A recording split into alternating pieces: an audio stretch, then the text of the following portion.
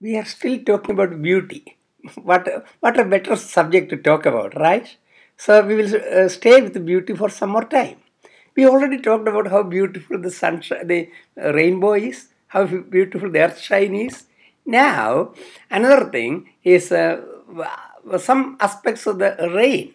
When rain is associated with a lot of beautiful things. Rainbow comes when it is rainy, right?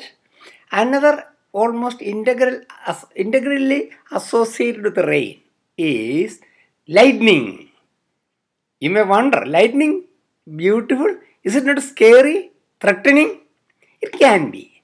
But beauty, in its simplicity, unsophisticated serenity, is rainbow. Beauty that can have a ferocious aspect, scary aspect, but still useful, still pretty, exquisitely, ravishingly pretty. That is the lightning. How does lightning happen? Do you know what lightning is? It is really a discharge of an electric current. Now, electricity, if you have a lot of hair, if you comb like that, put the comb over a few pieces of paper or thread, you can see the paper jumping to the comb.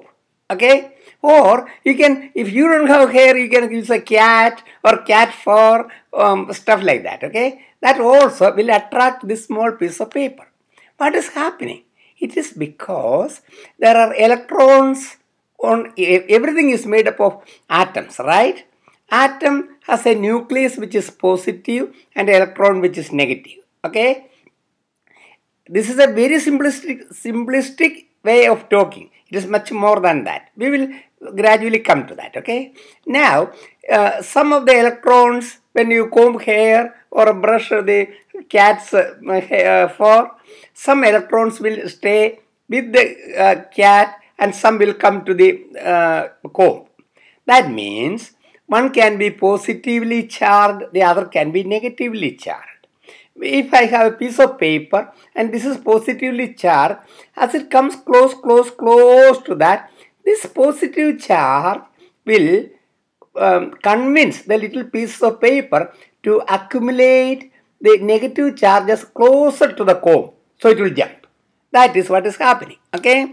That is an electric spark. I will show you. I'm not sure you will be able to see, but you can see, make it at home. Okay? Take any battery, just like a battery, okay? And this is a piece of metal, this aluminum foil. I just cut a piece of aluminum foil and made it, folded it in a way, it can be an electric conductor, okay? Now, this is positive and this is negative. You will learn what that means, okay? Now, if I can connect one side to the negative side, hold my finger with that and touch the other side on the positive terminal, I can see, I'm not sure you will be able to see tiny sparks. Can you see the tiny sparks? If you cannot see, very likely you will be able to make it at home. Okay? This spark at a much larger scale, okay, an ant to an elephant, that high scale is what lightning is. Okay? The clouds are made of water molecules and high up in the sky they are cold. There will be tiny ice crystals formed. Okay, they will move around, they will make just like combing hair, electrical charge. Okay, and that charged clouds can have cloud to cloud lightning is there, and cloud to earth, cloud to ground lightning. That is what usually causes damage to humans or buildings catch fire, stuff like that. Okay, such a cloud comes above a tree or on a hill, on a building. The cloud will have a charge, very high charge. That will induce the opposite charge on the top of the building or a tall person, okay, on their head. Okay, so when that cloud comes very close like that, okay, there will be some of the electrons, if it is negatively charged, electrons on the cloud will try to move around and this negative charge will induce a positive charge on the person or on the building or a tree. So they will try to connect. That connection, first they will send some leaders, okay, and something to feel whether it is accessible.